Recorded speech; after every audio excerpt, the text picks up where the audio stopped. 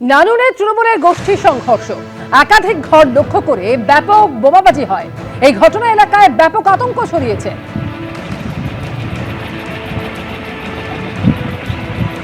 CC ক্যামেরার footage এই মুহূর্তে দেখতে পাচ্ছেন, একের পর এক বোমা ছোড়া হচ্ছে। একাধিক ঘর লক্ষ্য করে বোমা ছোড়া হচ্ছে একের পর এক। নানুরে তৃণমূলের গোষ্ঠী সংঘর্ষ, আর তাতেই এই ঘটনা ঘটে। পরে নানুর থানার পুলিশকে পরিস্থিতি নিয়ন্ত্রণে আনে।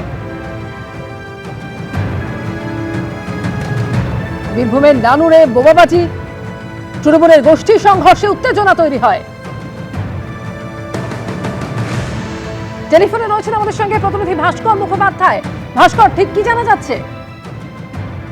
দেখো, গতকাল রাত্রি 11টা নাগাদ নানুর থানার এবং নানুর বিধানসভার টাকোরা গ্রামে সেখানে ব্যাপক বোমাবাজি হয় এবং এই বোমাবাজি দুই পক্ষই তৃণমূল বলে দাবি করেছেন। কারণ যাদের বাড়িতে বোমাবাজি হয়েছে তাদের বক্তব্য হচ্ছে তারা তৃণমূল করেন এবং যারা বোমাবাজি করেছে তারাও তৃণমূল।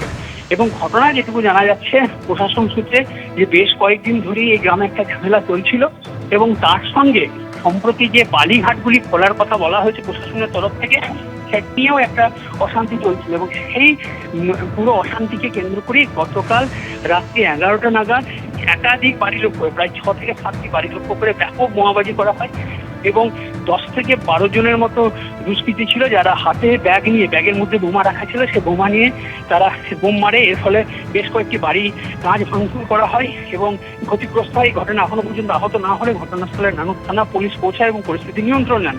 গ্রামবাসীদের বক্তব্য হচ্ছে তারা রীতিমতো আতঙ্কে রয়েছেন, কারণ যেভাবে বোমাবাজি চলছে এবং বোমাবাজি করা হয়েছে তাতে কিন্তু রীতিমতো তারা আতঙ্কিত। তাদের বক্তব্য হচ্ছে যে প্রশাসনের কঠোর স্টেপ নিয়ে যারা এই ঘটনার সঙ্গে যুক্ত তাদেরকে ধরতে হবে। এইদিকে নানুরে যিনি বিজেপি প্রার্থী ছিলেন, তিনি তার বক্তব্য হচ্ছে যে সম্প্রতি যে বালি খুলতে বলা হয়েছে, এই বালি কার দখলে থাকবে বালিঘাট, তার নিয়ে এই অশান্তি কারণ। ধন্যবাদ ভাস্কর।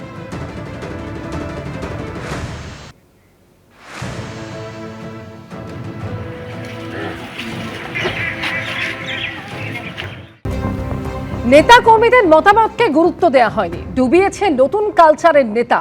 নির্বাচনে ভরা ডুবে নিয়ে তৃণমূল কংগ্রেসকে তীব্র আক্রমণ করলেন পার্থ চট্টোপাধ্যায়। মাটিতে পা না রাখা, মাটির ঘ্রাণ, ঘাসের ঘ্রাণ, ঘাসফুল চিহ্ন, তাকে রোলার চালিয়ে ঘাসগুলোকে মেরে ফেলা, সবচেয়ে বড় কথা বিশ্বাসযোগ্যতা। অনেকে বলে প্রতিষ্ঠান বিরোধী, এই বিরোধী। না, ইলেকশন ইজ এ ম্যাথমেটিক্স। আমাদের দলের একটাই ম্যাথমেটিক্স ছিল, সেটা হচ্ছে মমতা বন্দ্যোপাধ্যায়। সে ম্যাজিকটা কাজ করেনি। বাংলা জুড়ে যে কর্মীরা, নেতারা এই তৃণমূলকে প্রতিষ্ঠিত করলো, বড় করলো, তাদের মতামতকে মূল্য না দেওয়া। আই প্যাক না ছাই প্যাক জোগাড় করেছে, তারা বুঝিয়ে দিয়েছে যে ডোবাতে জানি কিরকম ভালোভাবে ডোবাই। কংগ্রেসকে পাঞ্জাবে ডুবিয়েছে। এখানে এসছে তো আই প্যাক বিভাজনের রাজনীতি করতে, অর্থাৎ একে অপরকে বিশ্বাস করতে পারছি না। আমি একটা তৃণমূলের কর্মীকে বিশ্বাস করতে পারছি না, কি শত্রু বেশি এসেছে না মিত্র বেশি এসেছে। এই একটা অবিশ্বাসের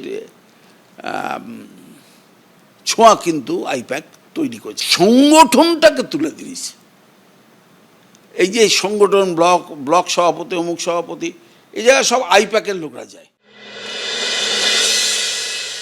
নির্বাচন কমিশনকে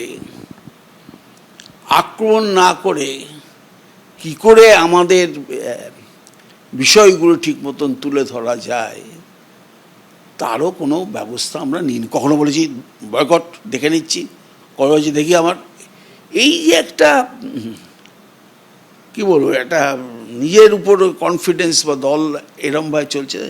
নাহলে যে ভাষা একটা ওই 40-এর নিচে একটা ছেলে, সে যে ভাষায় থলপতি বিজয়ও বলে না, সেই ভাষায় সে গাড়ির উপরে দাঁড়িয়ে বলছে আমি দেখেন তুই তোকারি বাপ।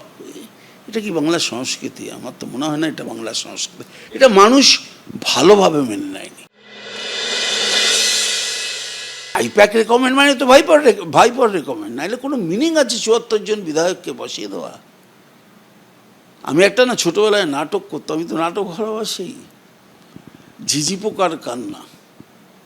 এটা বোধহয় মমতা বন্দ্যোপাধ্যায় বা আমার নেত্রী এই সাধারণ কর্মীদের কান্না, নেতাদের কান্না তার কাছে ঠিক তথ্য পৌঁছায়নি। ডুবালো কোন নেতা তাহলে?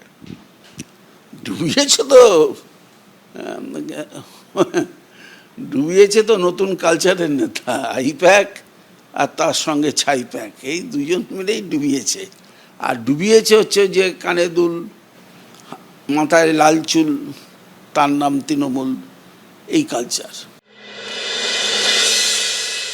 আমার তো কোনো মানেই আসে না, যদি শৌকতকে যদি দলে নেন তাহলে শৌকতকে তার নিজের কেন্দ্র বদল করে ভাঙড়ে নিয়ে গেলেন কেন? একেবারে মমতা স্টাইল, মানে কোনোটাই পার্মানেন্ট না, শুধু নিজে পার্মানেন্ট।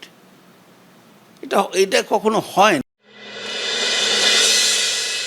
আমি যদি অভিষেক বন্দ্যোপাধ্যায়ের কাছে থাকতাম বা আইপ্যাকের সংস্থার লোক হতাম, আমরা দুজনে গিয়ে মমতা বন্দ্যোপাধ্যায়কে বলতাম, ম্যাডাম বা দিদি বা পিসি, আমরা পারিনি, এই আমাদের পদত্যাগপত্র। তাহলে নেত্রী একটু রিলিফ পেত।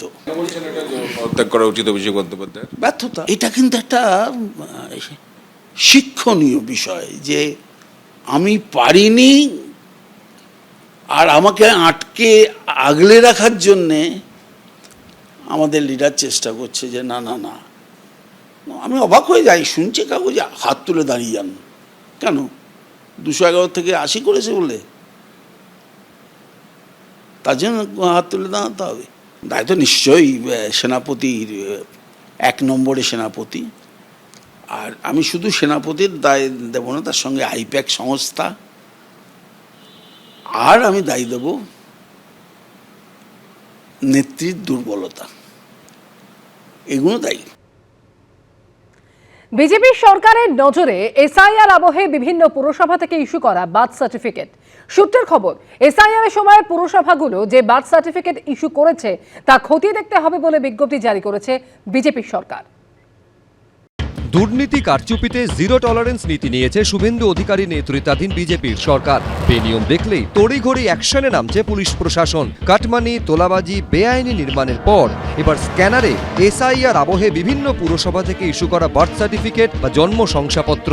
সূত্রের খবর, এসআইআর পর্বে পুরসভাগুলো থেকে যেসব বার্থ সার্টিফিকেট ইস্যু করা হয়েছে তা ফের খতিয়ে দেখতে হবে, এই মর্মে বিজ্ঞপ্তি জারি করেছে বিজেপি সরকার। সরকারের যে নির্দেশ সেই অনুযায়ী যে সমস্ত বার্থ সার্টিফিকেট ইস্যু করা হয়েছে এই এসআইআর এর সময় সেগুলোকে ফের খতিয়ে দেখতে হবে এবং রিভিউ করতে হবে।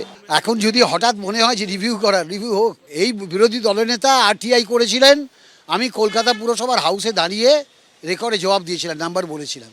তো এখন যদি করতে চাই করুক, কোনো অসুবিধা। ভোটের আগে এসআইআর আবহে বার্থ সার্টিফিকেটে কারচুপির অভিযোগ তুলে জাতীয় নির্বাচন কমিশনের দ্বারস্থ হয়েছিল বিজেপি। মুখ্য নির্বাচনী আধিকারিক মনোজ আগরওয়ালের কাছে জাল বার্থ সার্টিফিকেট নিয়ে অভিযোগ জানিয়েছিলেন খোদ শুভেন্দু অধিকারী। তিনি দাবি করেছিলেন কলকাতা পুরসভা অবৈধ এবং অনৈতিকভাবে গণহারে বার্থ সার্টিফিকেট বিতরণ করছে। এটি প্রকৃত নাগরিকদের জন্য নয়, বরং এসআইআর চলাকালীন ভোটার তালিকা থেকে বাদ পড়ার ঝুঁকিতে থাকা সন্দেহজনক ব্যক্তিদের সুবিধার্থে এবং তাদের থাকার ব্যবস্থা করার জন্য এবার ক্ষমতায় এসেই পুরসভাগুলির তরফে ইস্যু করা বার্থ সার্টিফিকেট খতিয়ে দেখতে চায় বিজেপি সরকার।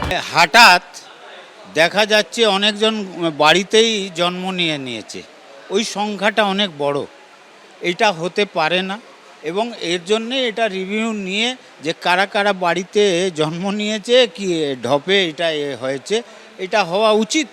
এই যে এসআইআর এর নাম করে কতজনকে জন্ম করিয়েছে এটা রিভিউ হওয়া দরকার। বৃহস্পতিবার স্বাস্থ্য দপ্তরের আধিকারিকদের সঙ্গে বৈঠক করেন কলকাতা পুরসভার কমিশনার স্মিতা পান্ডে। সূত্রের খবর, কিভাবে বার্থ সার্টিফিকেটগুলি যাচাই করা হবে তা নিয়েই আলোচনা হয় বৈঠকে। অর্ণব মুখোপাধ্যায়, ব্রতদীপ ভট্টাচার্য, এবিপি আনন্দ। এবিপি আনন্দ, এগিয়ে থাকে, এগিয়ে রাখে।